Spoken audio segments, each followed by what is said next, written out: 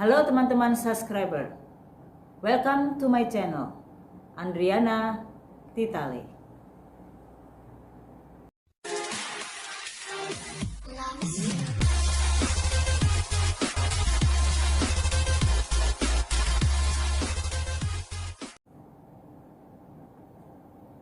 Okay, directly in the same program, God teach something through COVID-19. Sebenarnya Tuhan mau ajarkan apa? Dan Tuhan mau bicara tentang apa? Rekan-rekan, dalam Roma 8 ayat 28, kita tahu sekarang bahwa Allah turut bekerja dalam segala sesuatu untuk mendatangkan kebaikan bagi mereka yang mengasihi Dia, yaitu bagi mereka yang terpanggil sesuai dengan rencana Allah. Peristiwa COVID-19 ini memaksa setiap orang-orang percaya harus beribadah di rumah. Tidak ada lagi kita bisa beribadah di gereja. Tidak ada suara musik. Tidak ada lighting. Tidak ada lagi WL, worship leader, yang mungkin mengajak kita untuk angkat tangan, yang mengajak kita untuk bangkit berdiri. Bahkan tidak ada pendeta, gembala, seorang pembicara yang ada di balik mimbar yang bisa menyampaikan firman Tuhan secara langsung. Apa maksudnya? Tuhan ingin berbicara kepada kita dan mengajarkan. Bahkan di rumah pun setiap orang Kristen diajar. Mereka dapat mencari wajah Tuhan dengan kehausan hati, dengan kesungguhan. Sebab sebenarnya Tuhan Yesus tidak pernah jauh dari umatnya. Jadi ibadah yang sesungguhnya adalah sikap hati kita. Sekalipun saudara beribadah di rumah masing-masing, pria-pria, suami-suami, sebagai imam bersama dengan istri dan anak-anaknya, menaikkan pujian, menaikkan doa. Saudara pernah dengar ada lagu yang mengatakan, sukacita pujian di rumah-rumah. Dan ini saatnya transformasi itu terjadi. Pujian, doa akan terdengar di rumah-rumah. Keluarga Kristen yang biasanya tidak pernah berdoa bersama dengan keluarga, tidak pernah nyanyi bersama, ambil gitar. Panggilan gereja yang sesungguhnya adalah di mana setiap pribadi terbangun mencari wajah Tuhan sungguh-sungguh, tanpa dongkrakan musik, tanpa dongkrakan lighting, tanpa dongkrakan fasilitas gereja. Itu yang Tuhan mau ajarkan yang pertama. Hal yang kedua, Tuhan mau bicara apa? Tuhan mau mengajarkan apa melalui peristiwa COVID-19 ini? Di dalam 1 Petrus pasal yang keempat, ayat 17 dan 18. Karena sekarang telah tiba saatnya penghakiman dimulai, dan pada rumah Allah sendiri yang harus pertama-tama dihakimi. Dan jika penghakiman itu dimulai pada kita, bagaimanakah kesudahannya dengan mereka yang tidak percaya pada Injil Allah? Ayat 18. Dan jika orang benar hampir-hampir tidak diselamatkan, apakah yang akan terjadi dengan orang fasik dan orang berdosa? Hal yang kedua yang perlu kita cermati melalui COVID-19 ini, secara khusus saya mau sampaikan kepada rekan-rekan saya, hamba-hamba Tuhan, gembala-gembala sidang, pendeta-pendeta. Kita banyak belajar dan harus terus banyak belajar. Tuhan Yesus datang ke dunia mengajar. Tuhan Yesus tidak pernah membawa sebuah doktrin. Tapi Tuhan Yesus membawa suara kebenaran dari kerajaan surga, menyampaikan keselamatan kepada setiap orang agar percaya kepada Mesias, Sang Juru Selamat. Terlalu banyak gereja-gereja Tuhan, terlalu banyak organisasi-organisasi gereja yang dapat berkata dengan pongah bahwa doktrin sayalah yang paling benar. Dia salah. Gereja kamilah yang paling hebat, gereja kalian tidak. Pengajaran kamilah yang paling benar, dan pengajaranmu salah. Sehingga banyak gereja-gereja Tuhan, hamba-hamba Tuhan, pendeta-pendeta hanya fokus dengan hal yang seperti ini.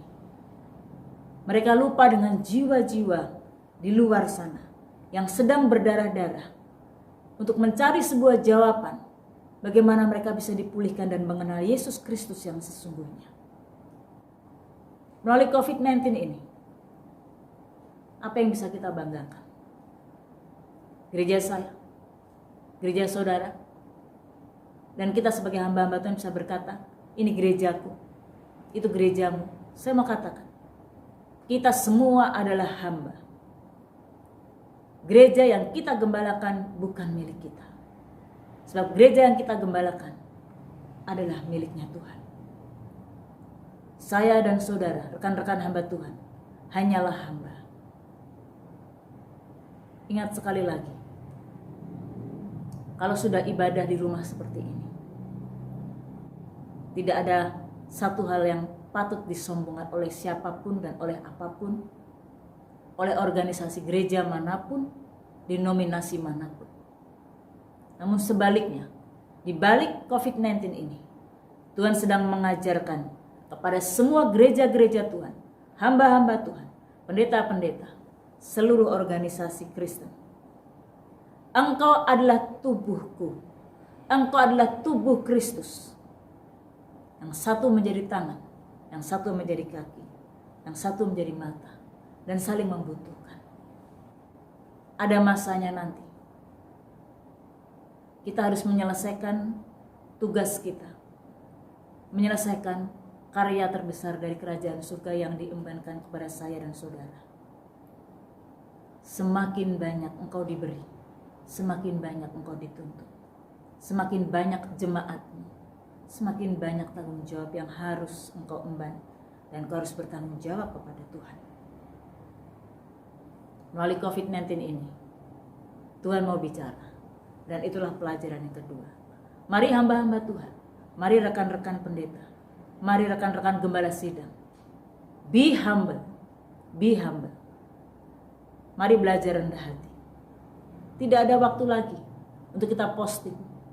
Kemana kita pelayanan, sebanyak apa jadwal kita, sehebat apa kita membawakan seminar-seminar. Kalau seperti sekarang ini, semua pelayanan di cancel, semua seminar di cancel.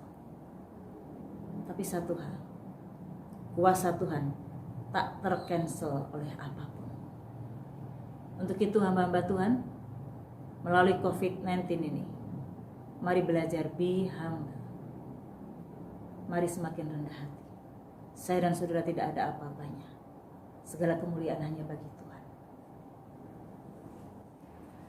Dalam Yesaya 55 ayat yang ke-6, carilah Tuhan selama ia berkenan ditemui. Berserulah kepadanya selama ia dekat. Baiklah orang fasik meninggalkan jalannya dan orang jahat meninggalkan rancangannya. Baiklah ia kembali kepada Tuhan, maka dia akan mengasihaninya, dan kepada Allah kita, sebab ia memberi pengampunan dengan limpahnya. Sebab rancanganku bukanlah rancanganmu, dan jalanmu bukanlah jalanku. Demikianlah firman Tuhan. Firman Tuhan hari ini mengajarkan kepada saya dan saudara, selama kita tidak bisa beribadah di gereja. Saya percaya semua gereja Tuhan, semua hamba-hamba Tuhan, semua gembala sidang telah berupaya untuk mengadakan live streaming ibadah melalui online agar jemaatnya bisa menyaksikan dan turut bersama-sama beribadah, khususnya pada hari Minggunya. Ada beberapa gereja, termasuk yang kami gembalakan, gembala sidang hampir setiap pagi memberikan renungan melalui breakfast santapan rohani pagi. Yang kita belajar melalui COVID-19 ini. Pertanyaannya, apakah semua jemaat menyaksikan live streaming?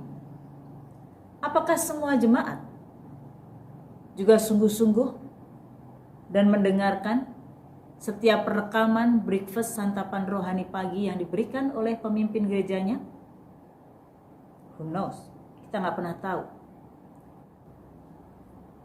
Kalau sampai melalui COVID-19 ini, live streaming pun yang diberikan, breakfast santapan rohani pagi pun yang diberikan oleh pemimpin-pemimpin gereja saudara. Saudara tidak dengan sungguh-sungguh untuk menyaksikan. Saudara tidak sungguh-sungguh, bahkan sama sekali tidak pernah menyaksikan live streaming. Libur yang ada stay home, lalu waktunya hanya saudara gunakan sepanjang harian untuk TikTok, untuk mungkin melakukan kesibukan menyaksikan film-film YouTube. It's okay, saudara. Tapi jangan buang waktumu sia-sia. Kita bisa menyaksikan tayangan-tayangan yang membangkitkan iman. Kita bisa mengikuti live streaming dalam setiap ibadah yang diberikan oleh setiap gereja, bukan? Pada hari Minggu. Carilah wajah Tuhan selagi Ia berkenan ditemui. Kalau sampai melalui COVID-19 ini pun kita tidak sungguh-sungguh cari Tuhan, wasting time, buang waktu kita. Live streaming pun kita nggak pernah lihat dan saksikan. Firman Tuhan yang mungkin tidak sampai 45 menit pun dalam live streaming kita pun tidak dengarkan. Saya tidak tahu lagi Tuhan harus pakai cara apa sehingga membuat saudara-saudara, rekan-rekan seiman, betul-betul tersungkur mencari wajah Tuhan. Demikianlah ketiga hal dalam tayangan saya episode yang ketiga ini, God did something through COVID-19. Bagaimana Tuhan banyak berbicara dan mengajar kepada saya dan saudara, kepada gereja-gereja Tuhan, kepada pendeta-pendeta dan hamba Tuhan, kepada semua orang-orang percaya, bahkan kepada semua pribadi siapapun saudara yang menyaksikan maupun keluarga saudara. Sebenarnya Tuhan sedang banyak berbicara dan mengajar dari hal-hal yang kecil sampai kepada hal-hal yang besar.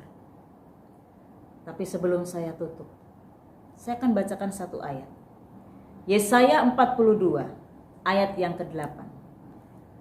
Aku ini Tuhan, itulah namaku. Aku tidak akan memberikan kemuliaanku kepada yang lain atau kemasyuranku kepada patung. Nubuat-nubuat yang dahulu sekarang sudah menjadi kenyataan. Hal-hal yang baru hendak ku beritahukan. Sebelum hal-hal itu muncul, aku mengabarkannya kepadamu. Suara kenabian yang perlu kita dengarkan saat ini, saudara. Saya yakin dan percaya, seperti yang Tuhan taruh di hati saya, COVID-19 ini akan segera berlalu. Kita akan merayakan Jumat Agung dan Paskah di rumah. April akhir, COVID-19 akan turun. Sampai Mei, masa-masa pemulihan. yang saya mau sampaikan pada saudara.